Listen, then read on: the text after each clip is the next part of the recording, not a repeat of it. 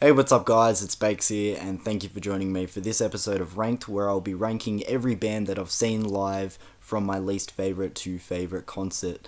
This is going to be a returning series on my channel, and the episodes are going to work a lot like my ranking every album I've reviewed series. So, technically, this will be part one or episode one, whatever you want to call it, where after every 10 live shows that I've seen, I will rank them overall in the next episode of the series. So with that being said, I've already seen enough live shows and concerts to do a couple or so episodes in this series, but I'm going to start by ranking the first 10 that I've been to in my life. So just to clarify for those who are maybe getting a little bit confused or trying to understand, in today's episode I'll be ranking the first 10 concerts or live shows of bands that I've been to. In the next episode I'll rank the next 10 consecutive live shows that I've seen, which will then be overall ranked as a collective 20. Then in the next episode, another 10, which will then be overall ranked as a collective 30, and so on, so on. I'm sure you guys are getting it now. To quickly specify some other things, the bands that I've seen live need to be headliners, not openers. Though the enjoyment of the opening acts will factor into the headlining band's ranking on this list. So, for example, I've seen the band Beartooth as an opener before. They will not get their own spot in this ranking, though they will factor into the band that they opened for. Just an example there.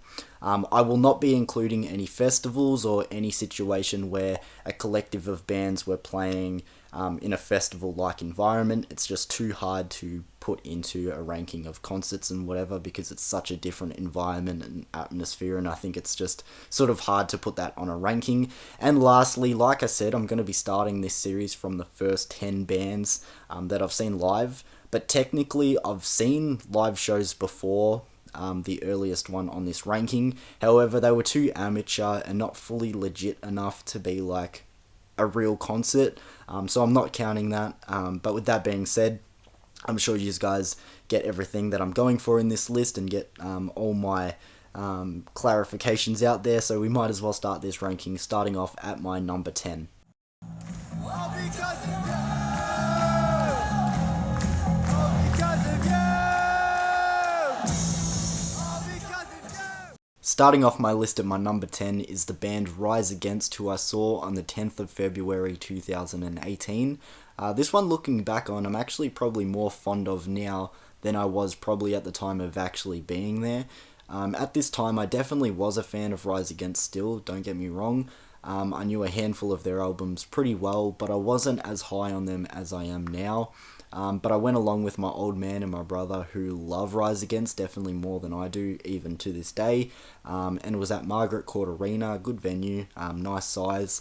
And we were seated for this one kind of off to the side, and yeah, it was good. Honestly, I don't remember it too well, besides the bangers and the anthems that everyone knows. Those are the songs that more so stick out to me when I think back on this concert. I remember them slowing it down for a while in this little center of floor stage while they switched it up a bit for some acoustic stuff, which was nice. We missed the openers, so that wasn't really able to be something that factored into the overall show, unfortunately. This is a weird one to be ranking at last place, just because overall it wasn't bad. I just don't remember it too well, and I wasn't as high on the band as I am now to this day. So coming in at my number 10 spot was Rise Against on the 10th of February 2018.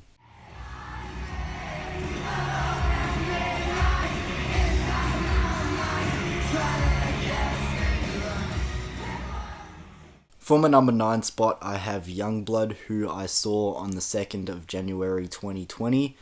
This one I actually do kind of remember being a little bit disappointing, but I do remember this one a little bit more than Rise Against at least, and the negatives weren't actually Youngblood's fault in a way, and what I mean by that is Youngblood you couldn't fault for trying to put on a good show, and the energy that he had was actually really solid.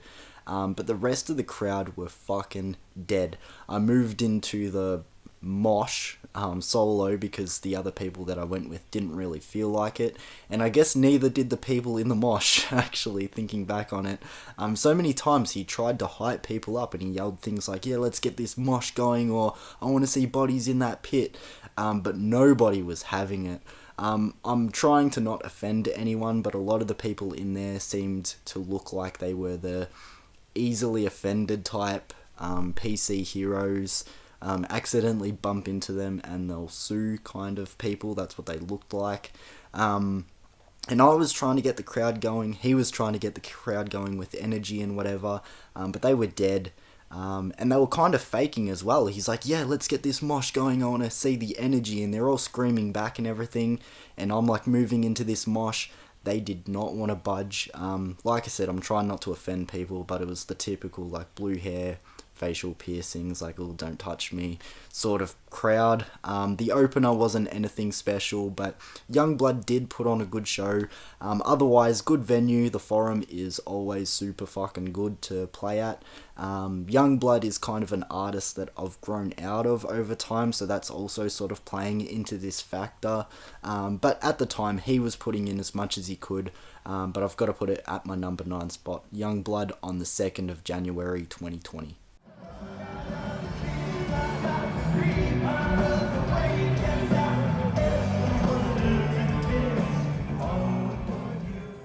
Coming in at my number 8, I have the Red Hot Chili Peppers, who I saw on the 7th of February 2023.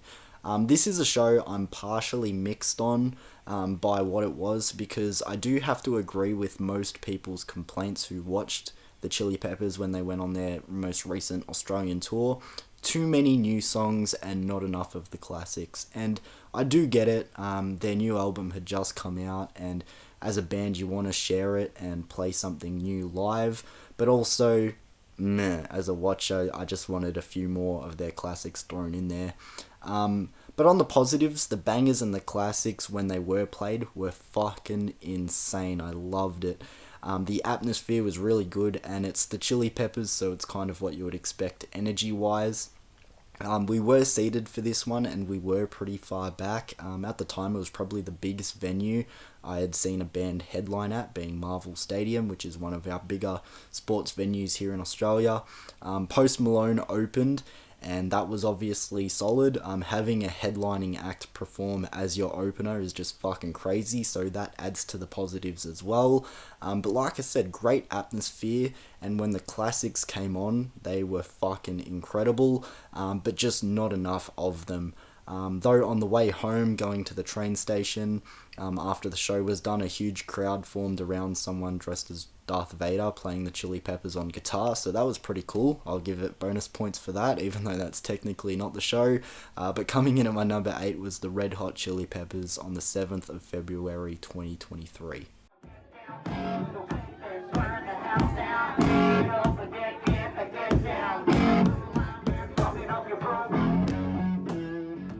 Coming in at my number 7, I have the band Jackson Firebird, who I saw on the 7th of May back in 2022.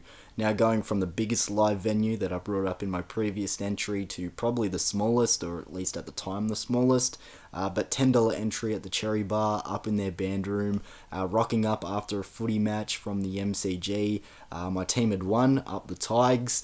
I had already downed a large amount of alcohol. I was just rocking up in the right vibe, and it was one of those small rooms, tight, hot and sweaty kind of environment, which I just think is really fucking cool. Had plenty more drinks there. If I remember correctly, to be honest, I think I had thrown up by the end of the night at least a couple of times. But another thing that made that night super special was it was the reunion of Jackson Firebird. For those who don't know who they are, which I'm guessing most of you probably wouldn't, an extremely small rock and roll two-piece from a small town here in Australia. I can't remember what town specifically, but I know it's like really small town, rural. And as I said, just a two-piece. And I don't mean to flex or anything, but I'm pretty sure it was a Facebook post from my dad who got them to do this little reunion show. And it was just fucking awesome. I actually chatted with the band for a little bit afterwards. They came down for drinks and interacted with everyone there. And back then, and even now, I'm not a huge fan of Jackson Firebird, if I'm being honest. But it was just one of those caught in the moment sort of shows that just being there was really fucking cool. Just a really fun time. Maybe lightning in a bottle is a better way of expressing it. But coming in at my number 7 was Jackson Firebird on the 7th of May back in 2022.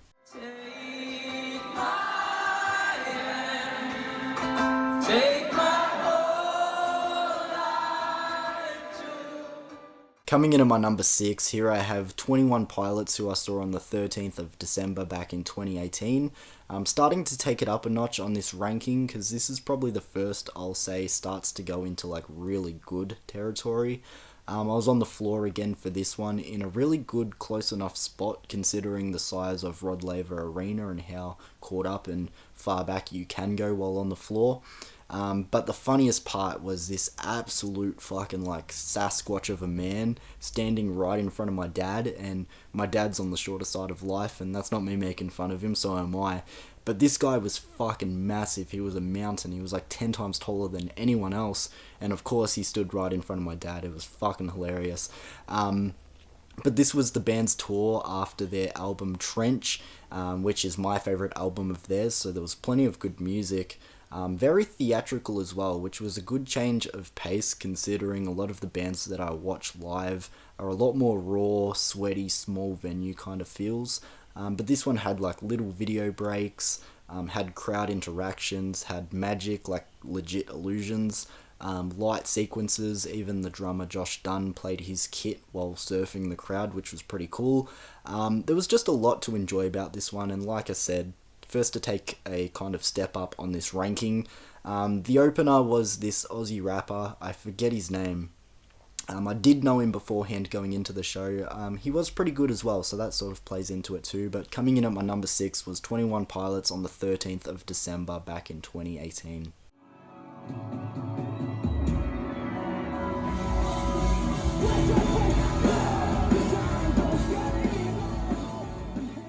Coming in at my number 5, I have the band Between You and Me, who I saw on the 6th of August in 2022.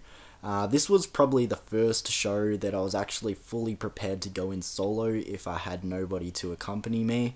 I was hyped on this band, and at the time, my friends that I go to shows with weren't quite on the wagon of Between You and Me yet.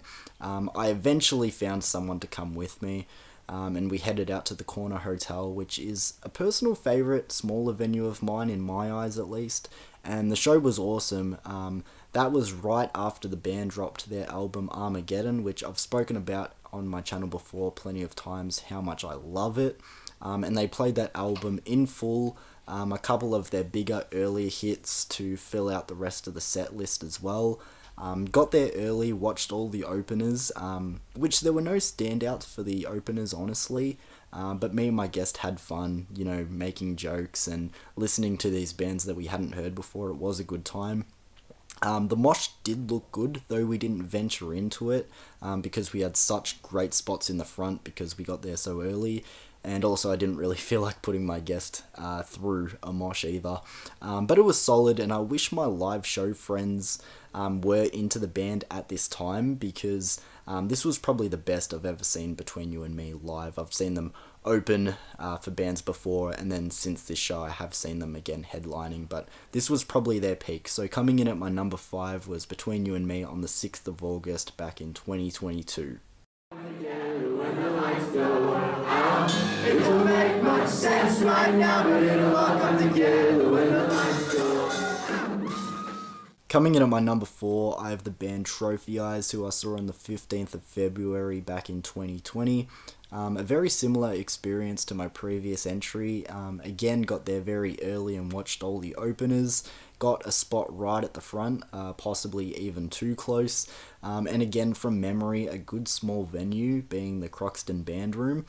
So firstly, I actually double booked myself for this date. I also had tickets for the band As It Is.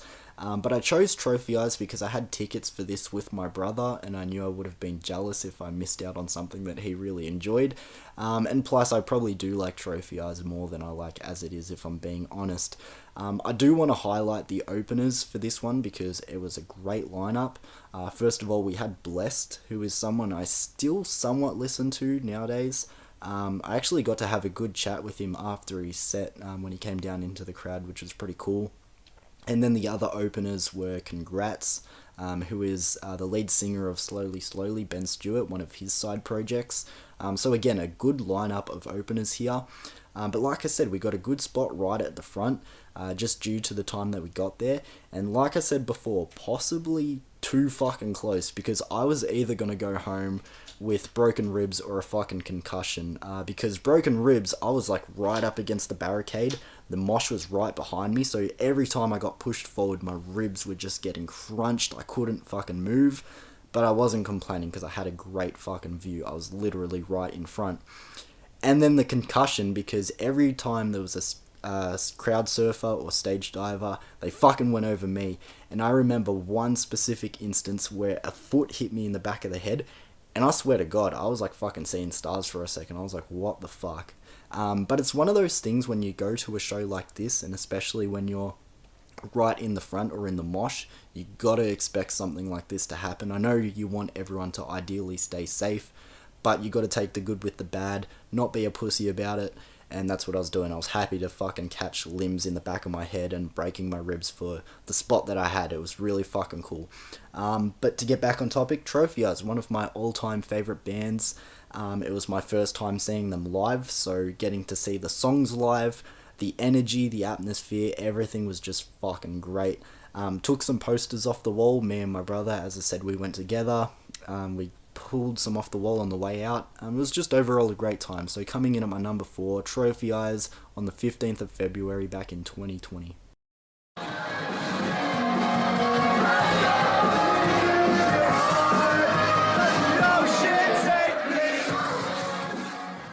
Coming in for my number 3, I have the Amity Affliction, who I saw on the 18th of January back in 2020. This one was a very tight pick for my number 2 or number 3 spot. Obviously went with my number 3 here. I remember this one took me a little while to get into. For some reason in particular, I guess I was in just a bit of a funk or whatever. But my live show squad, my friends that I watched these concerts with that I referenced before, we took a late Arvo road trip up to the Torquay Hotel. For me, this was the second time checking out the band, so I guess a bit of a spoiler for what's coming up on this ranking. I didn't mean to do that, but either way, after a little bit of, time being there of my initial arrival and being in the funk, stretching my legs after the trip, I guess, sitting through the openers, it was fucking on. The band were fantastic as always. The setup was like on ground level, so I felt very immersed in it. I dipped in and out of the mosh throughout the night, but in a way there was like no escape from the mosh because the whole venue was just fucking alive. Cunts literally, and I mean literally, hanging from the rafters, standing on the bar, cherry on top. When the night finished, the guitarist threw his pick into the crowd, and I got it. This side here, signed by Dan, the guitar player. I'm not sure if it's focusing there. And then a little Pitbull on that side.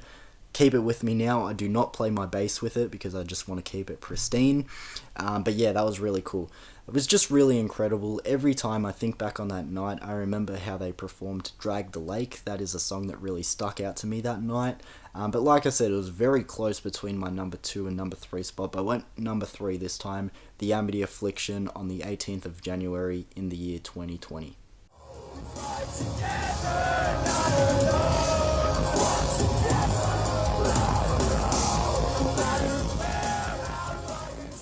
Coming in as my runner-up for today's episode, here I have the Amity Affliction again, this time on the 18th of June back in 2017. Like I said, no surprise by what band was eventually going to come up, but this show was awesome and such a great experience. Like I said in my intro, I had seen smaller amateur live shows before any of the concerts that I brought up in today's ranking, but this was my first proper taste of like a live show concert, and I've been hooked ever since. Firstly, a stacked lineup of openers, especially the fact they had Beartooth, who were fantastic on their own. They were just fucking incredible. I was blown away by the openers, and I didn't know how I could get any better. But like I said, realistically, my first time live at something of this scale, 2017, I would have been 16 at the time. It's just something you don't forget. My brother, who is older, by the way, I guess I should specify that, led me to a good spot on the floor of Festival Hall, which is a venue I think back on pretty fondly, though I don't think I've been back to Festival Hall since, which is weird. I'd like to go back sometime. It was really good. but probably accidentally got me caught in the mosh pit a couple of times. I swear my feet weren't touching the floor half the time of this concert anyway. I mean, there's not much of me now, so back then there definitely wasn't much of me at all. But I wouldn't have changed a thing about it. I'm just so grateful that the first show of this scale was what it was. I had a great time, such fond memories. Like I said, when I'm thinking back on the earlier concerts that I went to around this time, some of them I have trouble remembering. You just sort of don't forget your first, especially one of this scale. So coming in at my number 2, The Amity Affliction on the 18th of June, way back in 2017.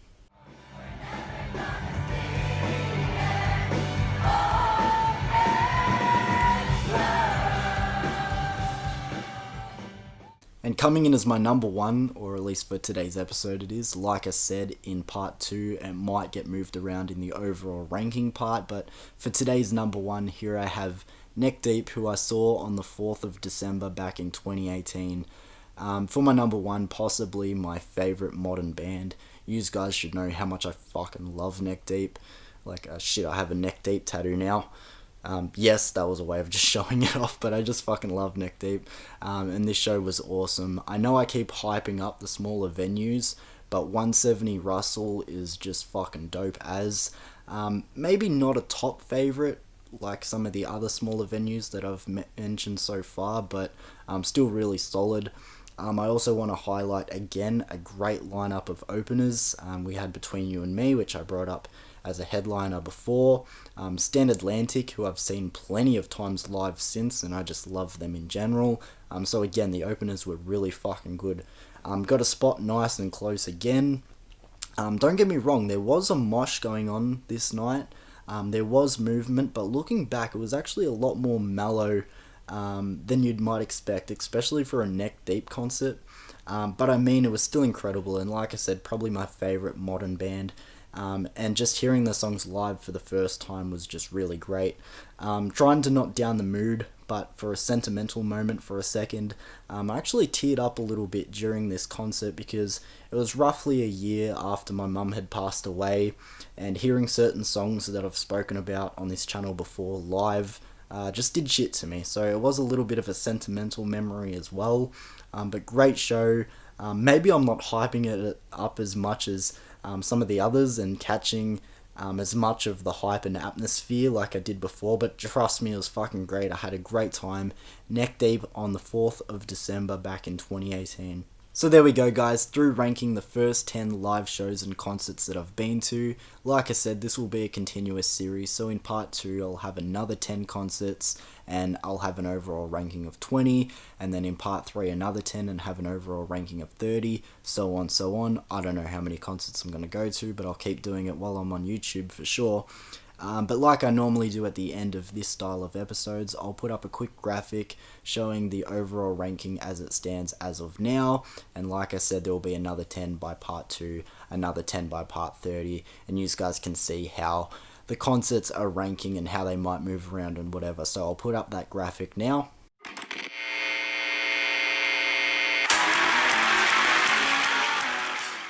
And like I normally do, I'll do a quick little recap. I'm not going to do it going forward in future episodes because, like I said, it's going to be too many concerts to go through. But while there's 10, I'll just quickly do that now. I never said, these are tickets that I keep from the show. Some of them are replicas like this one, and then others are the legitimate tickets. I'm someone who likes to keep the tickets and look back on the memories and everything, and it comes in handy for a video like this. So like I said, a quick little recap. I won't do it going forward in future episodes, but just while there's 10, might as well. So coming in at my number 10 was Rise Against, who I saw in 2018. Number 9 was Youngblood, who I saw in 2020. Number 8 was the Red Hot Chili Peppers, who I saw in 2023. Number 7 was Jackson Firebird, who I saw in 2022. Number 6 was 21 Pilots, who I saw in 2018. Yeah, that's right. Thought I got the year wrong there. Number 5 was Between You and Me, who I saw in 2022. Number 4 was Trophy Eyes, who I saw in 2020. Number 3 was the Amity Affliction, who I also saw in 2020. Number 2 again was the Amity Affliction, this time it was 2017. And my number 1 for this episode was Neck Deep, who I saw in 2018. And like I said, you'll see the overall tally that and graphic that I put up at the end of the episodes, and you'll see some spots move around because, you know, it's not set in stone. It's something that I'll change over time. So you might see some concerts move up and down, but that's the whole fun of doing these rankings. But thank you for joining me, guys. If you've seen any of these bands live, let me know what you thought of them. Maybe, I know it's a very small unlikely chance you were at the same concerts as me, but if you were, let me know. And thank you for joining me. Hopefully this series goes well and you guys enjoy it.